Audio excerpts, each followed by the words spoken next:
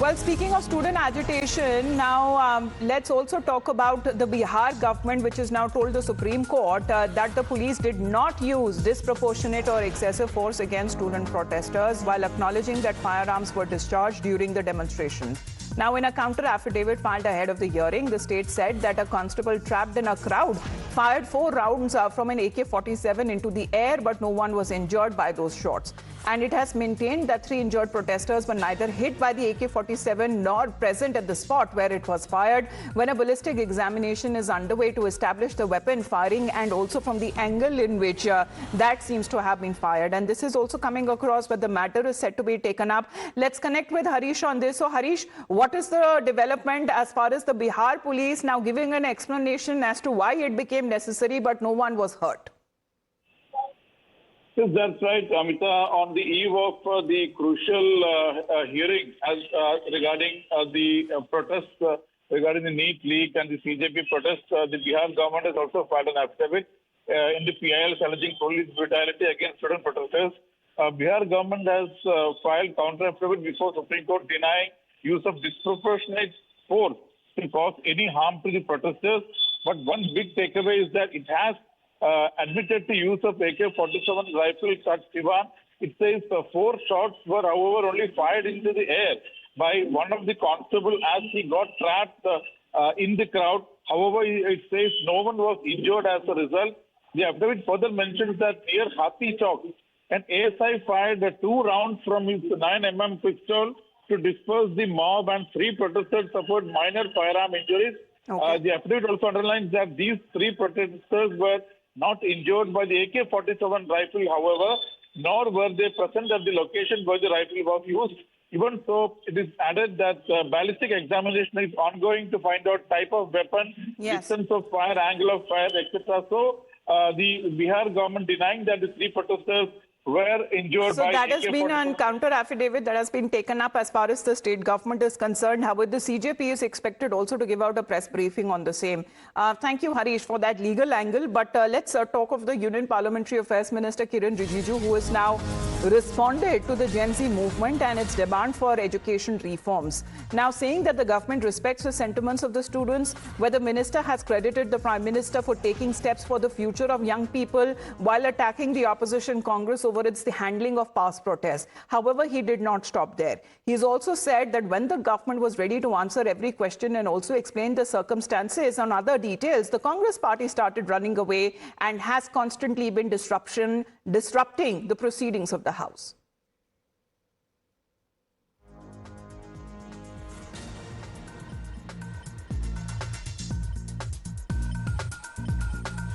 Sir, आज की date में अब बार बार जो सेशन वॉश आउट हो रहा है, आप मंत्री हैं, अब आपका वे आउट क्या है इसका? क्योंकि देखिए, आप बिजनेस तो कर ही रहे हैं, खैर जो सर पार्लियामेंट्री बिजनेस होता है, लेकिन बिना डिबेट के बिल्स पास हो रहे हैं। और नवीन जी, पार्लियामेंट अच्छा से फंक्शन होने के लिए सबसे बड़ा दवाई ये है कि विपक्ष के एमपी ये समझ जाए कि पार्लियामेंट नहीं चलने से उनका सबसे बड़ा नुकसान है। सरकार का बिजनेस तो पारित होता ही है, सरकार का तो मेजोरिटी है। पार्लियामेंट नहीं चलने से भी सरकार तो चलता है, और पार्लियामेंट में बिल पारित भी सरकार के पास मेजोरिटी है तो हम तो पारित कर ही लेंगे। लेकिन हम इसलिए जबरदस्ती पारित नहीं करना चाहते ताकि बहस हो, हर बिल्स पे, हर बिजनेस पे थ्रेडबेयर डिस्कशन होना चाहिए। तो उसको खंगाल खंगाल के निकालना है ना कि किसी बिल के अंदर में क्या है, वो तो पढ़ा भी नहीं, विपक्ष के एमपी पढ़ने का मौका ही नहीं मिलते हैं। तो इसलिए जिस दिन ऑपोजिशन एमपी समझ जाएगा कि पार्लियामेंट नहीं चलने से उन्हीं का नुकसान है, उसी के लिए उनको लोगों ने भेजा है parliament.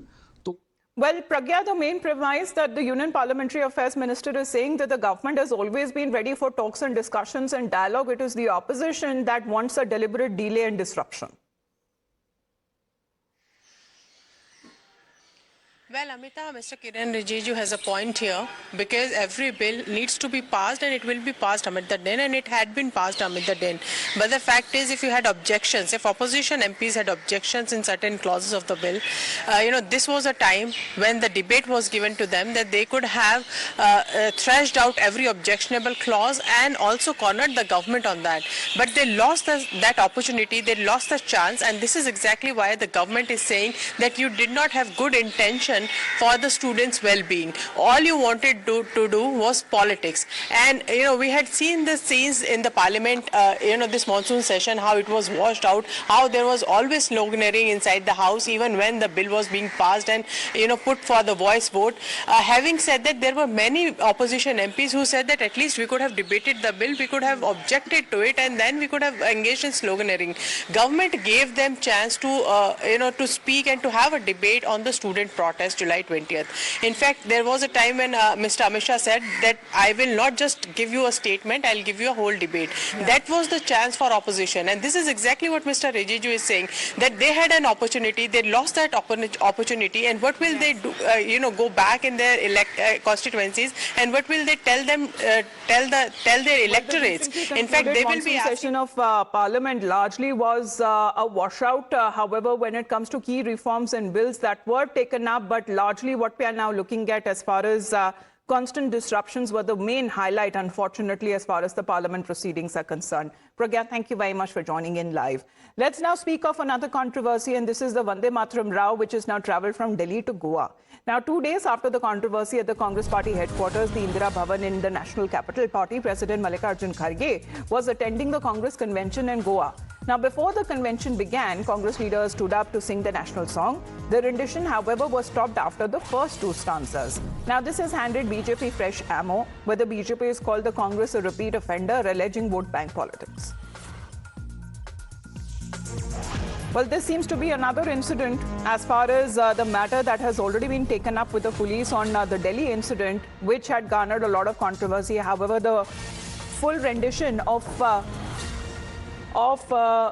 the national song did play out, but amid the controversy over there and in the presence of the Congress party President Mallikarjun Kharge, the incomplete version or the truncated version that was played out, the BJP, however, is now calling the Congress party to be a repeat offender and insulting the national song. In the meantime, let's play out exactly when it comes to the reactions that have been coming in from the BJP side as well, because they are now questioning and calling this to be as a repeat offender on part of the Congress party, saying that it is unacceptable and it's an insult to the national song. Pradeep Bhandari of the BJP says that the Congress insults Vande Mataram yet again.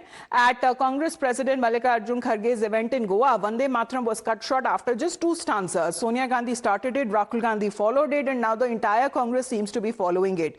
Do not forget Congress MP Imran Masood's statement. It is evidently clear Congress hates anything which is patriotic. Congress is governed by Dimagi Naxal intellectual ecosystem. So the Dimagi Naxal